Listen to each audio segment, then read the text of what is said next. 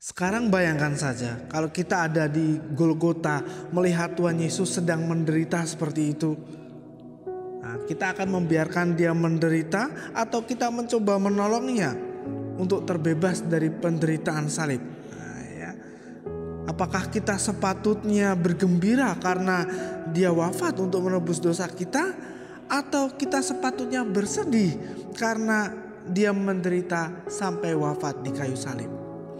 Saudara-saudaraku, kalau kita membayangkan hal ini, kita ini sedang dicobai oleh iblis ya, karena seringkali juga seringkali kita menerima pertanyaan seperti ini kan ya, di media sosial ataupun ada orang datang tanya kepada kita. Saya sendiri pun pernah ditanya seperti itu.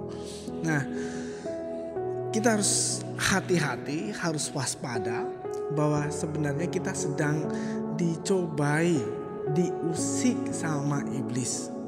Tapi saya bukan iblis ya. Dengan mempertanyakan ini kepada Anda sekalian, saya bukan iblis, karena saya ini justru mendahului iblis supaya membuat Anda itu waspada dengan jebakan iblis ini. Baik, iblis itu senantiasa ingin menghentikan langkah Tuhan Yesus untuk menuju Kalvari, untuk wafat di kayu salib. Dan dia melakukan ini, maksudnya iblis melakukan ini bukan melalui orang jahat, tetapi justru melalui orang-orang yang baik. Kita kenal Petrus, salah satu dari rasul Tuhan Yesus. Dia pernah menghentikan Tuhan Yesus. Dan apa kata Tuhan Yesus?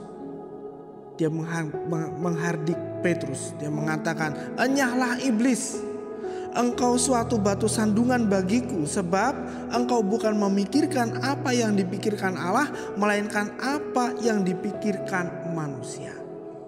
Kita bisa lihat dari Injil Matius bab 16 ayat 23. Bahasa Yunaninya dari enyahlah iblis, seakan-akan enyah, hilang. Dalam bahasa aslinya itu ipage opisomou satana. Get behind me Satana. Jadi bukan enyah hilang, tetapi va dietro a me. Maksudnya di belakang saya, kamu di depan, sekarang pindah ke belakang. Nah, gitu. Jadi dimaksudkan untuk supaya Petrus ini mengikuti apa yang telah diteladankan Tuhan Yesus. Ikut dia. Jadi bukan menjadi penghalang, bukan menjadi sandungan di depan, tetapi ikut. Mengikuti teladan Tuhan Yesus untuk berkurban. Ini yang diinginkan oleh Tuhan Yesus bagi kita semua, saudara-saudaraku. Kita diminta untuk mengikuti teladan Tuhan Yesus. Dan Petrus juga dipanggil Satana. Kalau di bahasa Indonesianya itu iblis, tapi sebenarnya Satana, yang artinya adalah musuh. Bukan kemudian Petrus itu setan atau kesurupan setan, tidak. Tetapi karena dia memikirkan apa yang dipikirkan manusia, bukan memikirkan apa yang dipikirkan oleh Allah, maka dia disebut setan, musuh. Dan setan ini selalu ingin menolak salib Kristus, ingin menghujat, membenci, ya, ingin menghentikan pokoknya. Dia menghasut bahwa salib Kristus itu bohongan. Nah, itu pekerjaan setan, saudara-saudaraku. Dia sangat benci dengan salib karena Tuhan Yesus sendiri menyatakan kasih kerahimannya kepada manusia. Allah menyatakan kasih kerahimannya melalui salib. Maka setan ini benci banget dengan yang namanya salib. Dia ingin bahwa manusia itu tidak mengenal kasih kerahiman Allah ini. Kemudian kita juga mengenal Pilatus. Jadi tadi Petrus, sekarang Pilatus. Pilatus juga ingin menyelamatkan Tuhan Yesus. Dia pernah berkata pada Tuhan Yesus, "Tidakkah engkau tahu bahwa aku berkuasa untuk membebaskan engkau dan berkuasa untuk menyalibkan engkau?"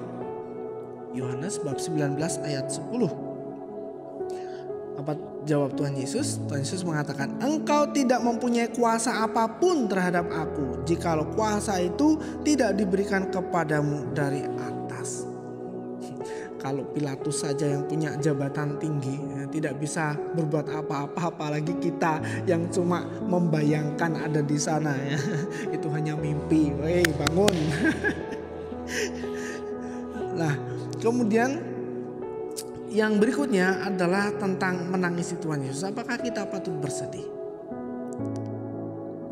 Nah, karena banyak dari kita ya, kalau pas jalan salib itu sampai nangis tersungguh-sungguh, sesungguhan, nangis tersungguh-sungguh.